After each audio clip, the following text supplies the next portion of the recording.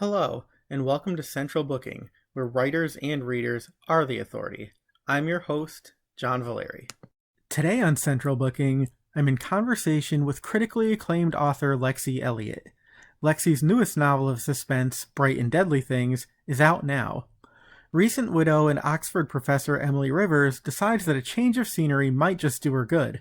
But after traveling to a remote mountaintop retreat in the French Alps, she's put off balance by the intimate proximity of friends, fellow scholars, and students.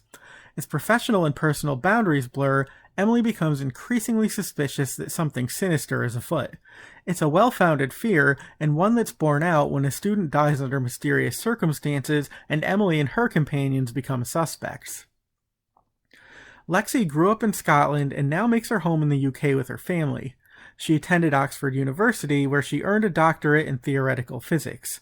Lexie later worked in fund management. An avid sports person, she is also a lifelong writer who took her craft public when the global financial crisis afforded her more time to commit to her creativity. She now writes full-time. Lexie's previous novels include The French Girl, The Missing Years, and How to Kill Your Best Friend. Bright and Deadly Things is an Amazon editor's pick and best mystery thriller and suspense, and was named one of the best mysteries and thrillers coming out in 2023 by BookBub. Best-selling author Liv Constantine called the book an atmospheric page-turner. Compelling and ingeniously plotted, Bright and Deadly Things is a stunning tale of intrigue and betrayal. Now, join me for a virtual visit with Lexie Elliott, who reveals how academia in the Alps can be murder. Hi, everybody. Welcome back to Central Booking. Today, I am in conversation with critically acclaimed author Lexie Elliott, whose new novel of suspense, Bright and Deadly Things, is out just now, and it was named by BookBub as one of the best mysteries and thrillers coming in 2023, which is a pretty nice distinction to have coming into a new year. Welcome to the show, Lexie, and thank you for being here. Oh, thank you very much for having me, and delighted to be here. It's my pleasure. All right, so I am going to start with this title, Bright and Deadly Things. I love it because it sort of hints at some of the incongruities and juxtapositions that people are going to find in this book. So I'm wondering if, using that title as a reference point, if you can just give us your own personal brief setup for this book. I love that title too, actually. I particularly like ambiguity, and I think that title has got ambiguity all threaded through it. I mean, like bright how? Intellectually, socially, how? What are these deadly things? And so on. So yeah, it's a title I'm very pleased with, shall we say. But the novel is set in a chalet in France, Chalet des Anglais, which is owned by an Oxford college, and they have a retreat, a working kind of reading party retreat there every year. And we start with Emily, Dr. Emily Rivers, who has been invited on that retreat. And a number of her friends are going, but a number of other people of various different levels of academia. She's a professor she's a Don at Oxford University, and she's also recently widowed and struggling with grief after the death of her husband. And before she even gets out there, something strange happens at home, and when she gets to the chalet, strange things are happening at the chalet, and we go from there, really. Sure, that's a nice introduction. And I did want to ask you about the chalet because it's an interesting setting for the book, and it's actually a real place. You've been there yourself, albeit a while ago, but you do take some creative license with that. So I'm wondering if you can tell me, one, what compelled you to write about the chalet, and then, what of its history is real versus what you allowed yourself creative liberties for the purpose of this story. Yeah, it is a real place. Chalet des Anglais does exist. It's near Mont Blanc. It's on the kind of Prairion section of the Mont Blanc Massif. And I did go there in the year 2000, frighteningly long ago now I think about it. I was lucky enough to be invited when I was doing my doctorate at Oxford University, and I had an absolutely lovely week. I mean, nobody died, but it's quite a unique experience. It is invitation only to go there, so I was very lucky to get that opportunity. and there's no running water, there's no electricity. So it's a whole load of people on different, strata of the university flung together and having to muck in together and walking each day, reading each day, making dinner together. It's quite an experience, and it did stick with me. And when I was thinking about setting a thriller in Oxford academia, I was looking at trying to do something that was maybe a little different from the typical campus-based thriller. And I felt like this was a fresh way to do that. And then also, if you put your cast of characters in somewhere where they can't easily escape because it's quite inaccessible and so forth, you start to bring in that sort of closed environment. Sometimes people call it a locked room thriller. I think more of it as a closed environment thriller, where everybody's there and stuck there till the author relents and lets them out, and you as a reader know that the antagonist is going to have to be drawn from this cast of characters, and that brings in it heightens the tension, and it brings in a really claustrophobic atmosphere that I like, both as a writer and a reader.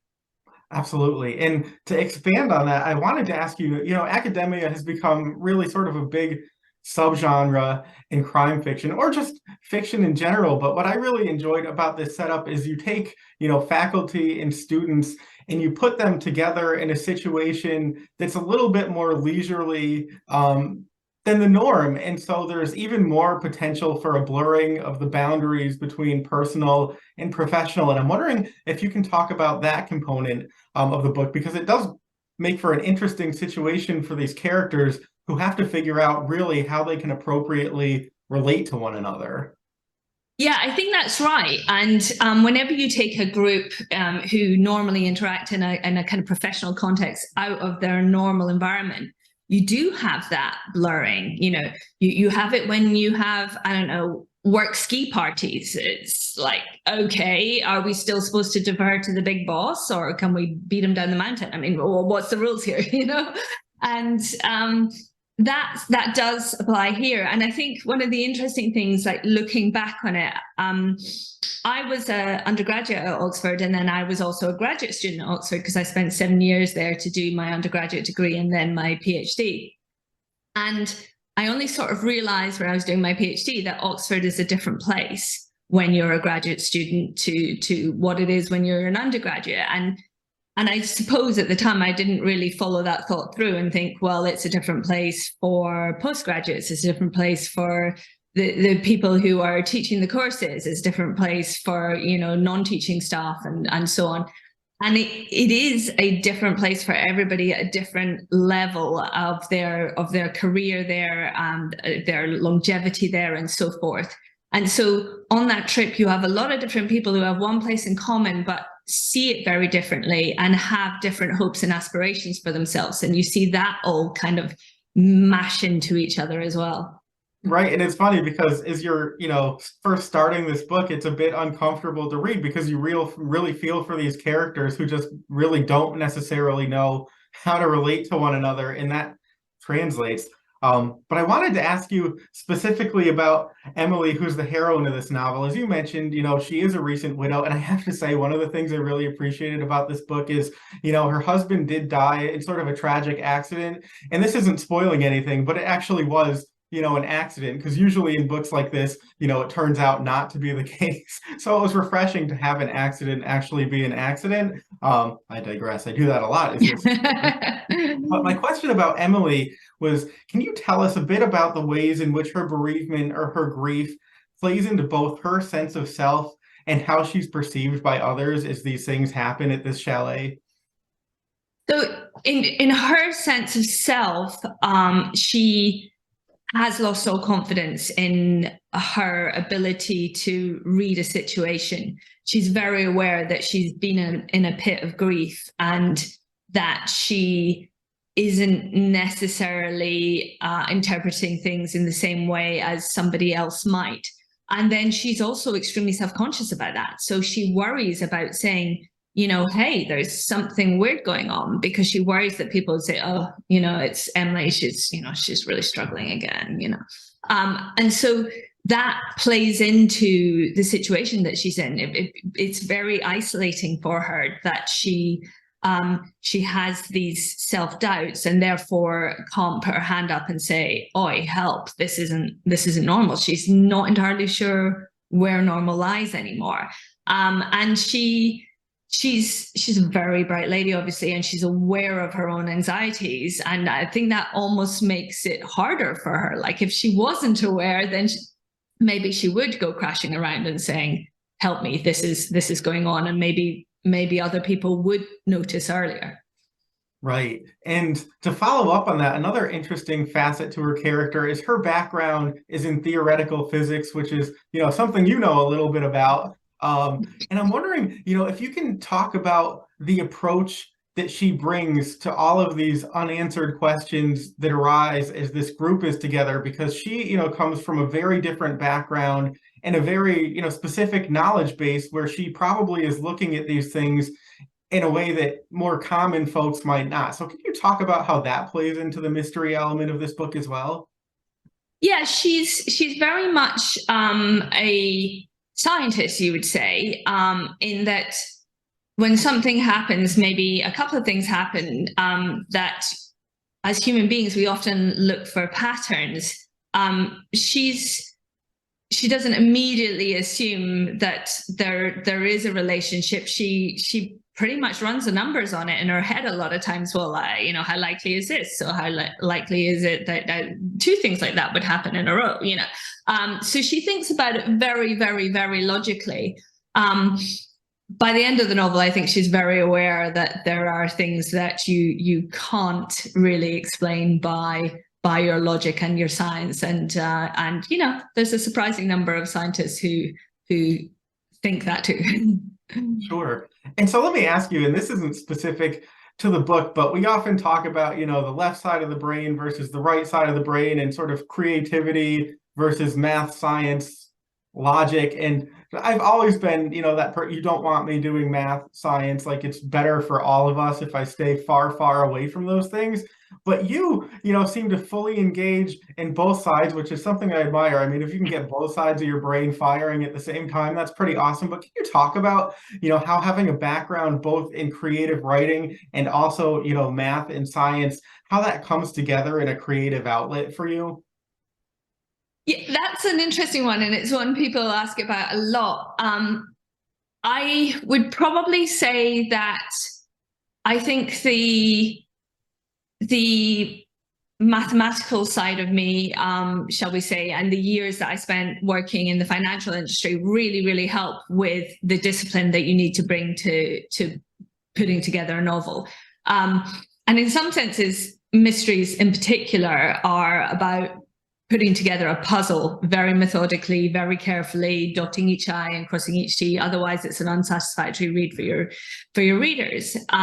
So there's an element of that. But yeah, I was really good at the math stuff at school, and that led to going into physics, because although I was good at the English stuff too, I didn't think that was going to be quite such an easy route to paying the bills. And I didn't come from the kind of background where, someone was going to pay for me to sit in an attic and write novels. I was going to have to find ways to make my own way through the world. So I was quite pragmatic about going into something where I thought would lead to a better job, and so forth. And I never really gave up on the writing, though, and I just kept doing it on the side, and eventually, I got there.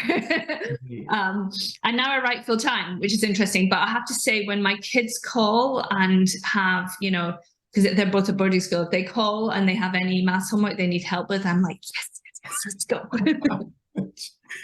We'll keep that in mind. I might Zoom you again if now approaches its ugly head. So one more question specific to this book, if you don't mind, and then we'll sort of move into broader territory. But I wanted to ask you too, about the fact that it's mostly told from Emily's perspective, though there are some epistolary elements. I finally learned to say that word. Occasionally I get it right. And I'm assuming given the fact that there's an ensemble cast here, that can be sort of a challenge to build, dynamic characters who are full and real when you're telling the story from largely one person's perspective. So I'm wondering if you can talk about the challenges of really creating that dynamic ensemble, and then also how that can actually feed into that, idea if you don't know to be sympathetic for somebody or suspicious of them, given your sort of lack of knowledge that you're sort of gaining as the story evolves. Yeah, that's right. I mean, it is a challenge. You're absolutely right that it is a challenge. And the challenge to me is two things, I think. One is that you want to, as you say, make these characters each have a distinct voice. And for that to come through in the sections that they're the kind of narrator, they're writing those diary entries. But you also want those sections to move the story forwards. They can't be just, oh, here's a little interesting side. They have to be providing more information. So you have to be quite disciplined to make sure that happens. But they're quite a nice way of thinking more about those characters. And it's really important to me to have, fully rounded characters that are in depth. I consider myself a character-driven thriller writer, and so it is important to me that all of these characters that you understand where they're coming from, and you may not make the same decisions as them in the same situation. In certain cases, you hope you wouldn't make the same decision, but you understand how somebody would make that decision. You can see how it came about. That to me is important. And in fact, in the end, I decided that writing those sections had helped me to achieve that goal. Sure. And that's one of the things I really appreciated about the book is over time, the characters really did, reveal themselves more fully. And I found that some of the characters that, initially I really liked and responded to were not my favorite characters by the end of the book. And some of the characters that I was, most questioning sort of came forward and were more endearing to me. And I really enjoyed that about the book. Wanted to ask you too. So this was written, I understand, largely during the pandemic, when so many of us were on lockdown. And I'm wondering, if you can tell me what that was like, how that influenced your approach to writing, both positively and negatively. And then a second part of that question, and I will remind you, we'll probably both forget it. But, in the acknowledgments, you talk about the importance of discovering, micro deadlines and respecting those. So maybe if you can broach those two topics. Yeah, so the pandemic for me was really quite a game changer for me in terms of writing, because I suddenly had to learn to write at home. Otherwise, I was never going to write another word, right? Because everybody was at home. That's where you were. And before that, I had largely been someone who wrote away from home, partly because I just found myself getting distracted at home. It's amazing what can seem more important than writing. Suddenly like, I really have to put on that load of laundry. I really need to sort that out. And, things you would normally avoid with a barge pole, you find yourself doing when you're not sitting down to write. But I had to get over that. And I had to get over it whilst I had, children at home who were like, Mom, the printer's not working, or there's no toilet roll, or, all of those things. So I became very good at just using, if you have 10 minutes, well, it's 10 minutes, write in 10 minutes, get on with it. But I also, as I put in the book, I had often before felt under pressure at times when, you have to be at this school thing, you have to be at that, you have to get there, and felt like all of that took away from my writing, and that if the world stopped and all of that wasn't happening anymore, I could write so much more. And it doesn't really work that way, that, if you only have 2 hours before you're going out the door, you'll use those 2 hours really well. If you have, the rest of the day and nothing ever happening, well, it's really hard to motivate yourself sometimes. So I do appreciate all of those things that fit in your day. I guess, have I come out of it someone who, I don't know, writes faster? Is that the goal? I guess it would be a good goal for a writer to be able to knock out the books quicker. But maybe the goal is to understand yourself a little more and to appreciate the things that are in your life alongside the writing and how they interact with the writing. And I think maybe that's where I've got to. Sure. Yeah, I really appreciated that perspective because, I don't think people are always that full disclosure when they're revealing what their writing life is actually like. I mean, life does intrude. And I remember at the beginning of the pandemic, I love Elizabeth Gilbert, but I remember her, posting videos on Instagram, and she'd be like, people, like, now is the time. All you people who say if the world just slowed down for a bit, you would be able to, write your book and finish it. Like, now is the time to do it. And I appreciated that perspective, but also, on the other hand, there's the argument that there's all this, uncertainty and heightened anxiety, and like that can be crippling and very hard to work through. So you're not necessarily at your most creative when you're living in a time when you don't know what tomorrow is going to bring, if it even comes. I heard that a lot. A lot of people were really struggling with the uncertainty. And I mean, where that came for me was being unable to get into things that I would normally somewhat enjoy. You'd think, okay, well, now's a chance to, I don't know, watch that Netflix series that you haven't watched, and you just can't get past 5 minutes of it. Like, what? Couldn't seem to focus in that way. But yeah, I had enough of deadline anxiety over my novel to keep me going. Who needs any more anxiety? But it's a good point because a lot of my friends, are bloggers, reviewers, and so many of them at the outset of the pandemic found that they couldn't read for the longest time. They were finding no pleasure. They couldn't concentrate. And my experience was kind of the opposite. Like, I was so desperately seeking escapism that I was reading, even more than I normally would and even quicker than I normally would. But it's interesting to see the different ways that impacts people. So another thing I wanted to ask you about, and another thing I admire, is you are an avid sports person. I am not. You swim, you run, you do things. And I think a lot of us, see that as being a very different outlet than writing, than creativity. But I would assume that there's also maybe some kind of symbiotic relationship between the two, and maybe doing one enhances the other. So I'm wondering if you can tell us the ways in which those other outlets, maybe inform your writing when you do come back to the page. Well, there's a really obvious point that, writing is very sedentary. So actually, getting out there and doing some sport every day really, really helps. Otherwise, I'm sure I'd have all sorts of back problems and neck problems and all of that. But for me, I find that cardio particularly, so that kind of like long, steady state stuff, that really helps to sort of wipe my mind clean. So if I go swimming in the morning, I'll spend the first 20 minutes of the set at least with like my to-do list constantly going through my head and worrying about this and worrying about that. And then at some point, it just kind of gets wiped away.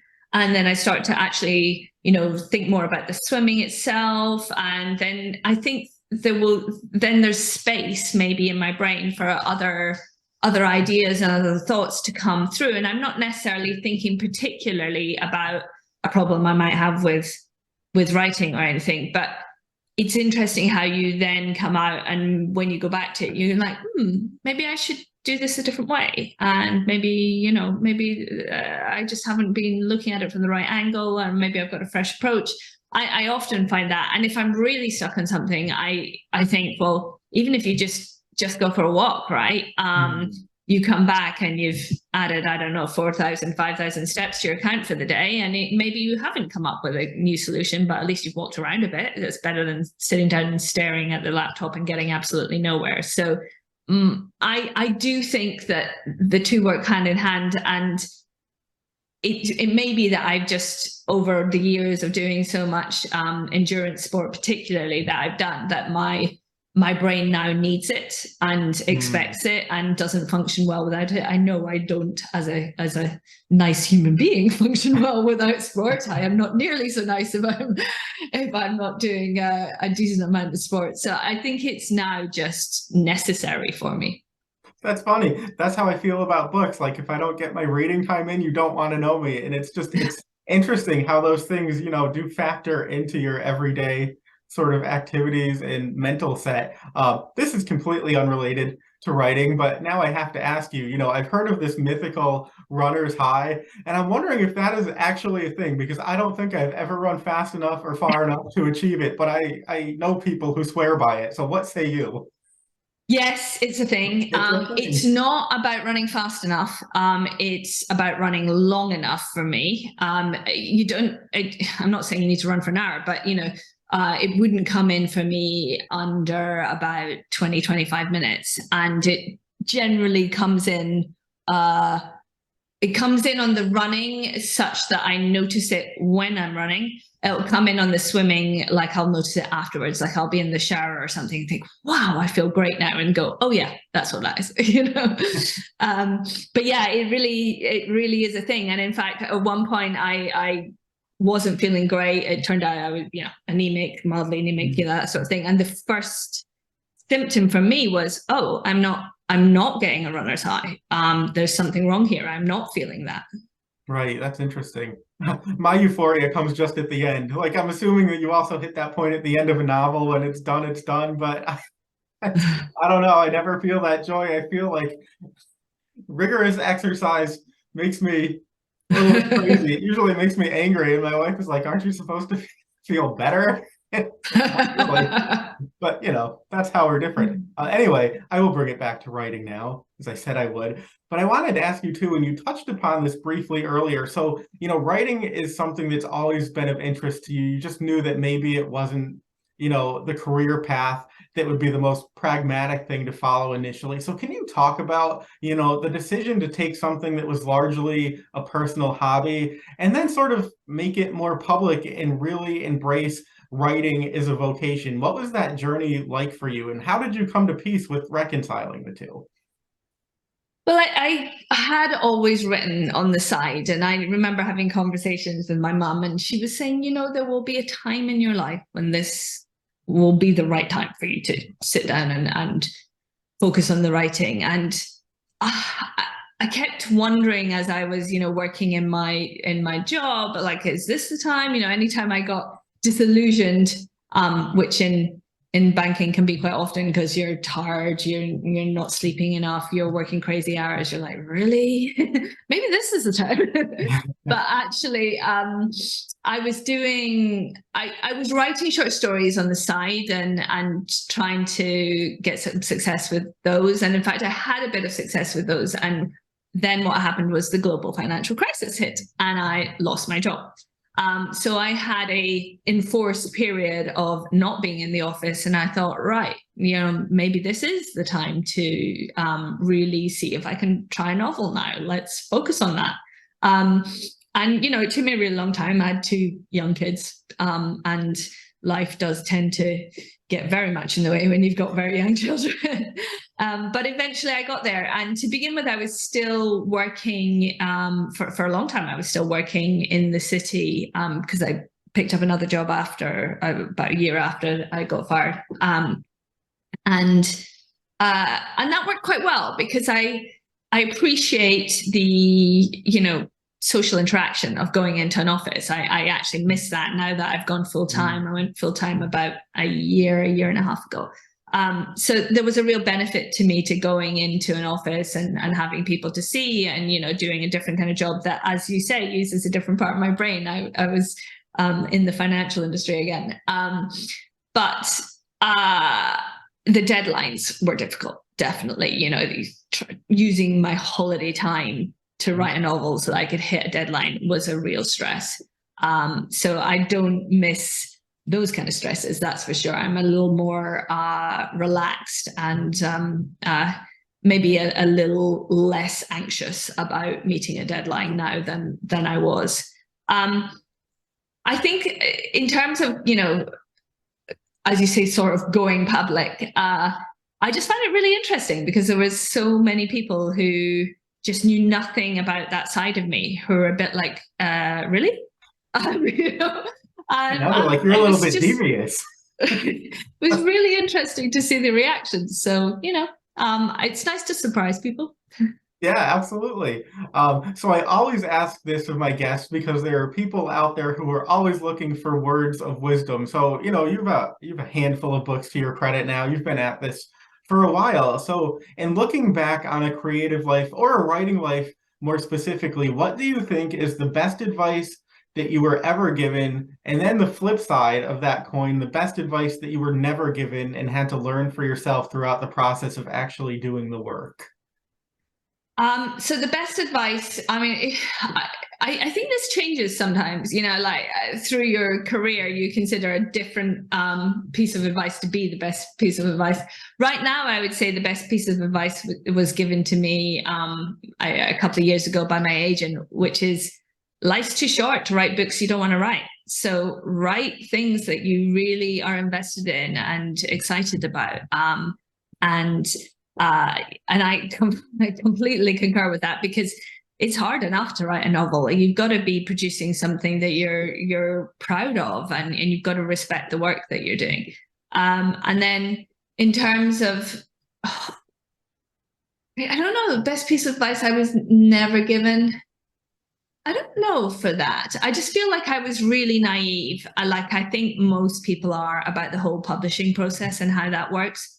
I don't know that there's anything I could have known that would have helped me particularly. Maybe I could have been told to trust myself and speak up, but I was sort of doing that anyway because of coming from the financial background, where I just was like, well, I'm not 19. I've sat in plenty of big meetings and said my piece, so I'm just going to do the same thing here. And someone will say, and do it politely, and someone will set me right if I'm on the wrong track, and I'll get educated along the way. That became my approach. But the worst piece of advice I keep hearing, and you hear it a lot, is that you have to write every day. And I end up thinking, no, you don't, because I feel sorry for all these poor aspiring writers who are thinking that they're not working hard enough at it because they're not writing every day. And I'd say you have to write often, but not every single day. Look, I like running. I don't do it every single day. Give yourself a break. You're allowed to have days off. Oh, I love that. That's very liberating to hear. I think a lot of us are cheering now. Like, thank you, Lexie, for saying that. So actually, my final question to you is going to be this, because, Bright and Deadly Things is out in the world now, or it will be by the time people see this video. And, a book is an investment. It's a long journey. A lot of times it'll take, give or take, a year to come to the completion of a novel. And then somebody like me reads it in a matter of days or hours. And we say, but what's next? And I'm not going to ask you, specifically what's next, but I do want to ask you, now that this book is out in the world, what is your generative process like to start thinking about what might come next for you? And how do you sort of recharge between projects? So, I mean, often the way it's worked for me in terms of deadlines, they've often come before a major holiday, like the Christmas period or a summer holiday. So that's been quite good to kind of go and just spend time with family and take a breather. And I start kicking around different ideas. They usually start almost like a title and a blurb, like you would see on the back of a book. And I don't necessarily know more than that at that stage. It's kind of like, well, that would be an interesting kind of premise. But I have no real idea of exactly who the characters are or how that's going to unfold. And then I kick that around maybe with my agent, and if there's something that seems like a good idea, I might start to really flesh it out more into like maybe a 1 or a 2 page outline. And then if my publishing editor is keen, that will have to become a 6 or a 7 page outline. So that's the process from kind of initial point through to, okay, you're greenlit to go ahead and this be what you write next. And that can take varying amounts of time, really.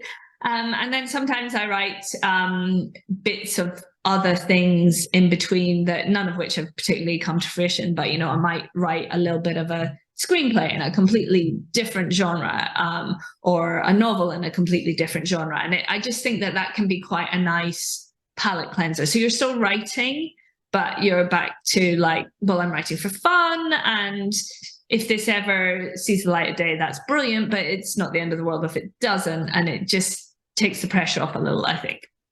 Excellent. Well, I am looking forward to what comes next. And the nice thing is that I have a few books from your backlist that I get to catch up on. So, people like me, not only do we get to enjoy bright and deadly things, but maybe we have a little catching up to do, and that'll keep us going until the next book. But Lexie, thank you so much for being here. It was such a joy to talk to you, and I really highly encourage readers to check out the book. Go get it. You won't regret it. Thank you, Lexie. Thank you so much for having me. It's been a pleasure. That's it for this episode of Central Booking. Thanks for watching, and be sure to subscribe to our channel so you don't miss a thing.